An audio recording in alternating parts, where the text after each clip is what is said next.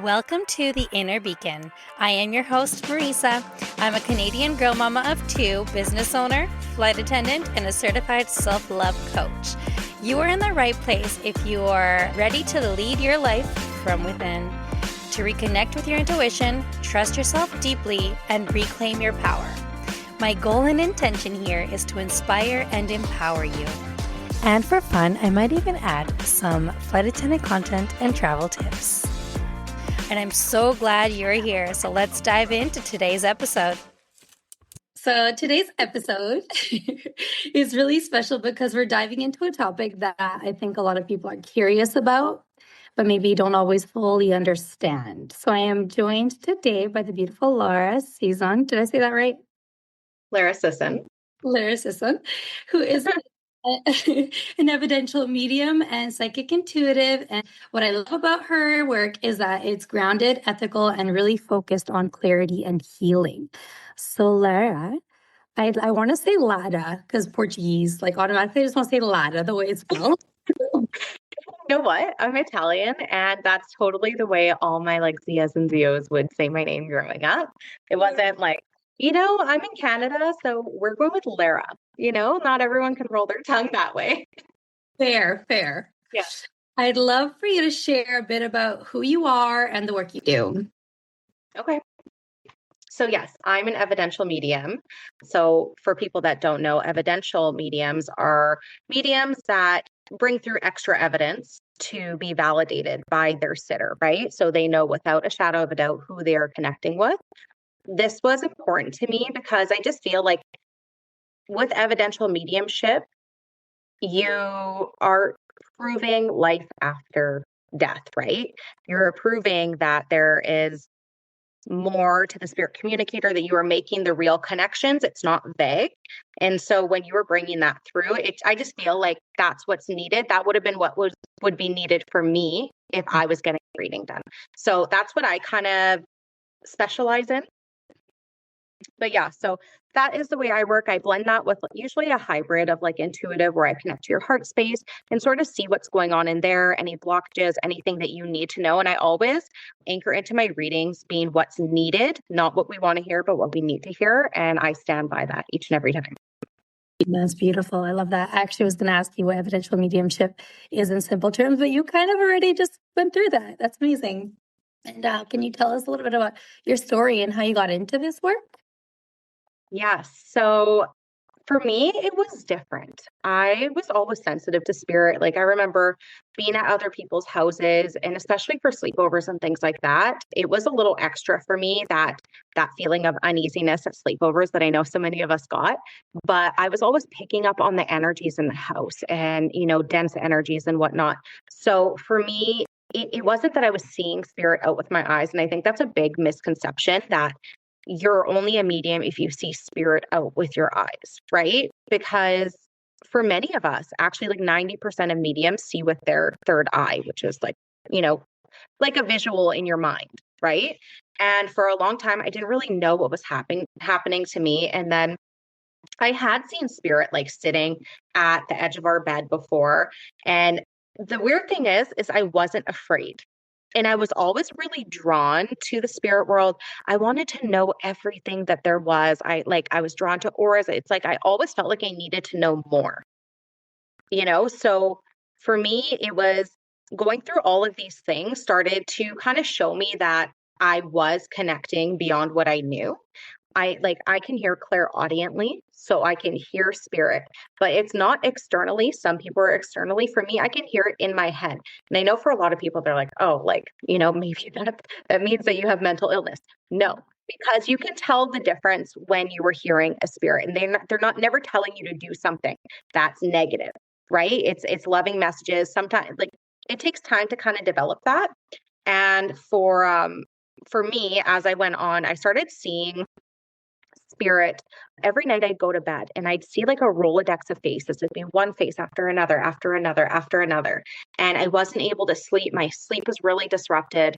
And I couldn't figure out what was happening to me. And I started to feel almost depressed. And what was really going on was I was going through a deeper spiritual awakening. And during this time, I really needed somebody to tell me I wasn't crazy.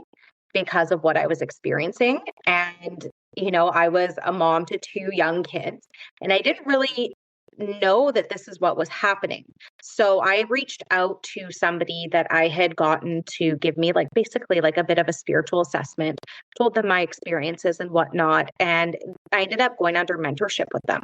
And it really helped me because I learned how to ground my energy. I couldn't be at parties, in the mall, all these places where, the energy is kind of chaotic. People are drinking. It really threw me off. So for me, it was really great to learn how to ground and clear your energy. And that kind of got me onto track with, refining my gifts. And now this is what I do. And I feel like I developed pretty quickly understanding spirit. Yeah. Well, Sorry, I know I just had a lot to say. no, that's okay. I honestly like I've always truly believed that like what's desired by you or is what's destined for you. And sometimes like that just comes into alignment naturally and like it just comes out of nowhere. As an empath, I can completely like understand because like I worked at an airport before becoming a flight attendant, and the energies that would come in, like you take on a lot. Even like when I did aesthetics before, like you take on people's energy, and it's so important to have those grounding things, those tools, and those things to protect your energy too, so that you're not walking around with everybody's junk. And I know that you can get that. It can be a lot sometimes when you're like I worked in a hospital and I was working just as a unit clerk. But when there would be like code blues and things like that, the energy within that area would make anybody kind of nervous, right? But then you end up being somebody like me who's extra sensitive. And it was a lot. And I understand why I can't do that so much right now. I took a step back from the hospital because it was really overwhelming for me to be in that setting, like walking through the hallways and there's like body bags there. And I'm like in the basement and I'm like, yeah, like everything was just fully loaded with energy. So I was like, okay, we're going to take a step back. And I feel so much better because of it. I can only imagine. That is, Mhm. what's a common misconception about this work? Like, That we go around able to see everything and know everything. Like people will be like, oh, well, what do you see? Who's with me right now? And I'm like, it doesn't work that way. Like we are still normal people and my time and my energy is valuable and I'm not going to just be open to everybody and everything at all times. Like I have boundaries with the spirit world. When I'm not working, I'm not trying to connect with spirit. I don't go to parties to do readings for people on a whim, just for entertainment. So that is one of the misconceptions is that I go seeing spirit everywhere. that makes perfect sense. And you have to protect yourself. Yeah. Like I've had my own experiences and things that like led me into my own spiritual ways of learning to protect myself and all that, like I mentioned before. But I can't imagine like I get that like, oh, people automatically assume, oh, so like, are you reading? Or can you see my grandmother right now? I'm sure you get that a lot. For real, I do. And there are times like when I'm in like a more private setting and somebody asks me, maybe I might open up to do it if I'm like with a friend and we're just hanging out at the house. But I'm not just going to do that out and about in the grocery store or, at a party. It's just no, you're not going to catch me. And if you don't create those boundaries, that could be really scary too, like having too much coming in at once. And like you have to have that because you're still a human in your day It to day. actually gives you the feeling of anxiety. So I used to struggle with anxiety when I was young. I still do sometimes, but it was like to another level. And what I didn't realize was that I was interpreting spirit's energy as anxiety, right? So when spirit comes close, you may feel like subtle changes, right? Like your heart races a little bit, almost feels like an adrenaline surge at times. You might feel hot. And so these things would trigger anxiety in me. And I'd go into like a full blown panic attack. So again, learning and knowing this helped me recognize it and also helped me with my anxiety. So now I feel a lot calmer because I know what's happening. Yeah, no, that's great. Mhm. I feel like people are often looking for like peace and understanding when they look into mediumships. And in your perspective, I guess, how can mediumship help someone heal? And what kind of clarity do you people receive in your sessions? So I think that mediumship can help people because, for one, a lot of people don't have a strong belief system about the afterlife. We all kind of wonder, and everybody's kind of like, I find people now are opening up more to that, knowing that there's more after death. But just knowing that their loved ones, when you give evidence of something that they've recently done, an accomplishment, maybe somebody just had a baby and they're wondering, like, what would my dad think right now? Just having that validation of that person that comes through saying, not only did I see it, but I was there. I've spent time with that child's soul. Things like that, I think are really healing to the people, knowing like, okay, I can go on. They are aware of what's happening and they're seeing my accomplishments. I think that that's the biggest part, is like being able to connect people, or, this one's very sensitive, but like mothers that, have lost a child and getting to reconnect them. That's like on another level of reward for me, to be able to help make those connections and let them know that, their children are okay. It's just a different kind of relationship now. You know what I mean? I kind of got teary-eyed there because I was just remembering too, because I did a session with you. I did it as a group with my girlfriends, and I remember when you did do mine, what came through was my grandmother, and she basically, you reaffirmed, because I always wondered, like, I named her, her second name is after her, and you said it, and like that had me, I had goosebumps and everything, because like, so she is watching, like she does know that I did that, and like how special she is, like, so I can definitely attest to what you're saying. Yeah, that's what I would say is the most important thing when you're doing this, is showing people, holding space for them, and that their loved ones are still there. It's not about impressing people. Like, of course, it's nice to get validation that, your reading resonated with them, but knowing that you helped somebody that was in deep grief, like that feels good. For sure. And like grief is never ending, really. But having that validation, I can see how that can be, Yeah. give somebody clarity. I speak a lot about intuition myself in the work that I do, and I'd love to hear your take or golden nuggets on this share, and how share that with my listeners, like how intuition and how, like, I guess you kind of felt the calling to do this, and here you are. Yeah, so it's interesting, like backtracking a little bit to what I said earlier. I told you I was always very drawn to spirit, right? So I think this goes into your intuition. Like, your soul knows what it needs, and you will continue to be drawn to the things that you need to be doing in life, right? Now, this can come in the form of lessons. For me, I knew I had to do something with spirit. I was just so interested. It was my passion. At this point, I didn't really know what was going on, but I knew I needed to work with spirit on some capacity. So I was always trying to, like, I remember I must have been, let's say, 18 years old.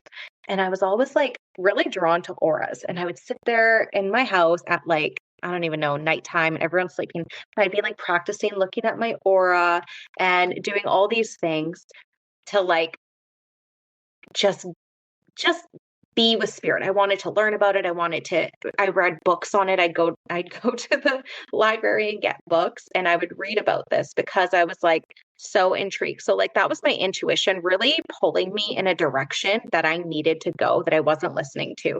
Now, your intuition is actually quite quiet.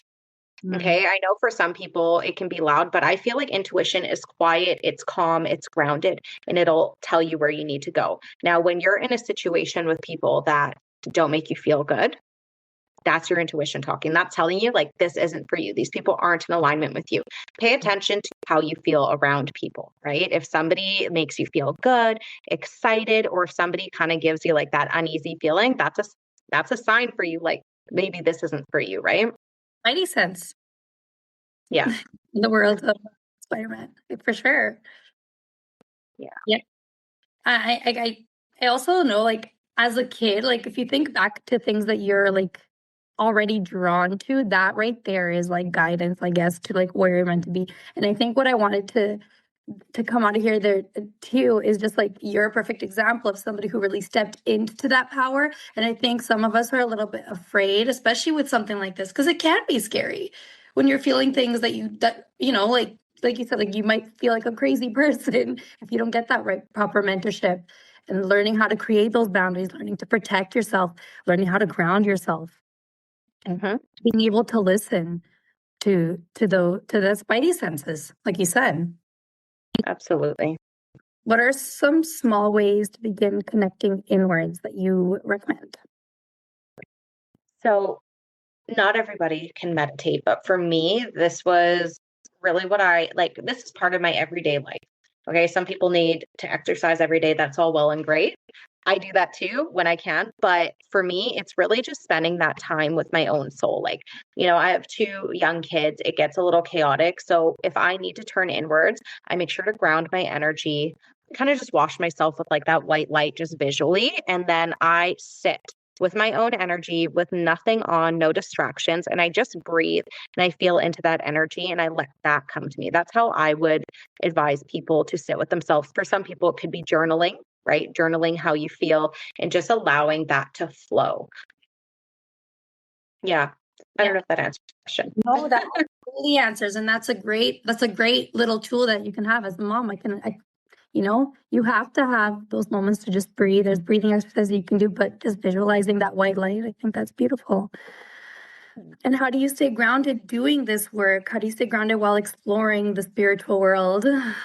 It was actually a bit of a challenge in the beginning because I was trying to juggle again, like mom life and learning how to connect with spirit and how to just really be in my own energy when I needed to, right? So for me, staying grounded in this work is spending time outside. Like it's really detaching from like this 3D life that we have, very digital age, and spending time outside.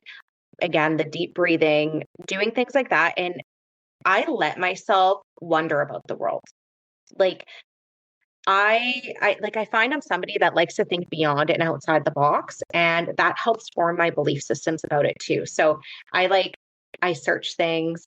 I think about things that are very taboo, and I let that kind of help guide me to my belief systems. And then I get grounded in who I am and what my purpose is. Yeah. And I wish more people would be doing that, because we need more people like you. This is why I wanted to have you on here, because I really feel like we all have this like inner knowing. We all have this like, we have this space and we have this inner compass and the spiritual aspect of ourselves that we kind of let sit, because we are so in this, through, like you said, like the 3D world. How do we connect the 3D and the 5D?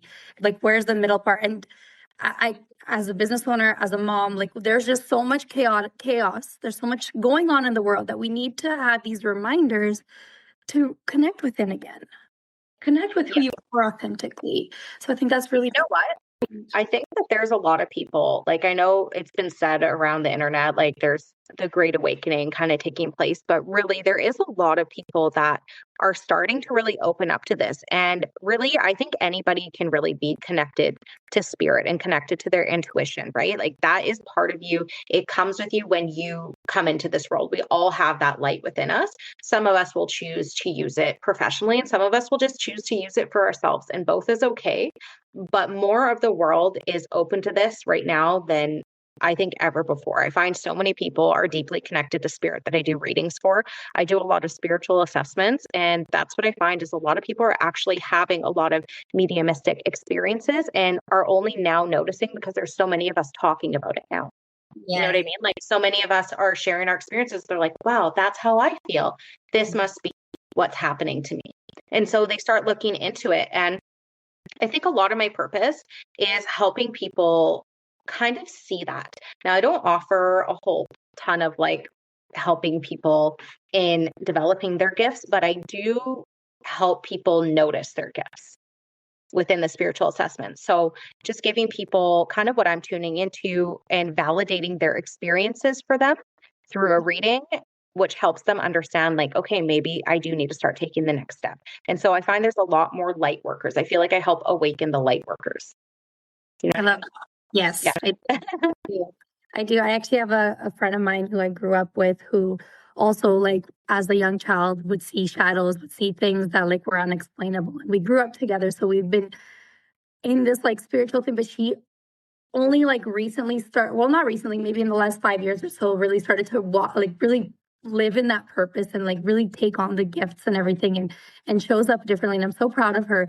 But even like I've had conversations with her where I had two parents who were very awake and very, I don't know, I guess like curious about everything. And I was very in it already since like teenager. But I remember having experiences like being in hotels and sensing things, right? Just like you mentioned, or like people's old houses back in Portugal. There's a lot of energy there that I felt, and I felt crazy about it. But the more I opened up about it and the more I talked about it out loud, it gives permission for others who are scared to talk about it. And so I think that's huge. I guess my next question to you is, if someone feels drawn to this work, what would you say to them? I would say to pursue this, but it's a very enlightening road. There is a lot of support, but it also can at times feel a little lonely because you're going through something that you are learning to unlearn things from your past conditioning, whether it's religious beliefs and whatnot, and to stick it out because you're going to come out the other end with a lot more just awareness for, I want to say, for like the way you see other people. Yeah. That's one thing that's really changed about me, is the way I view people I see, people that are going through challenges in the world. Like, we really are all souls. And I believe that our bodies are just like a physical vessel meant to learn in this life, right? And so when I see people, I see basically souls that are here for a journey and a mission and growth, right? And sometimes the people that have the hardest lives are the ones that are learning the most lessons in this life to bring back. They're more elevated souls, in my opinion, that are coming back to learn and to bring that back and kind of, raise their frequency for their next lifetime. Sure. School. It's like we're in a school. We're in life. That's exactly it. Is like Earth is school for humans and souls, right? Yeah, to elevate, to expand to our next evolution, I guess. Hey, I think what I love about this convo is that it all comes back to connection within yourselves, whether that's with your intuition or just something beyond that we can see. That's all the questions I had lined up.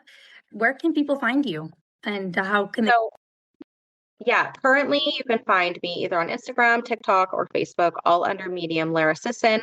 My booking link is within the bios there if you want to check out availability. And I also have a podcast that people like to listen as well, Two Mediums and a Large, where I talk with another medium and a channeler about our experiences and sort of just our journeys along this road. Mm-hmm. Yes, it's a good one. Check it out. Lara, if you can send me, I can see a Lara. If you can send me those links, I will put them in the description of this podcast as well. And yes, thank you for having me. Of course. Thank you for making time and being here and being a guest. Thank you again. Thank you for spending this time with me here on The Inner Beacon. If you're not already following me, you can find me on Instagram at iammarisa.xo. And if this episode resonates, spread the love like you would Nutella by sharing this podcast and tagging me so that I can personally thank you. And if you are feeling extra loving, leaving a review helps light up another beautiful soul and supports the growth of this space. I am so glad you're here. I'll meet you on the next episode.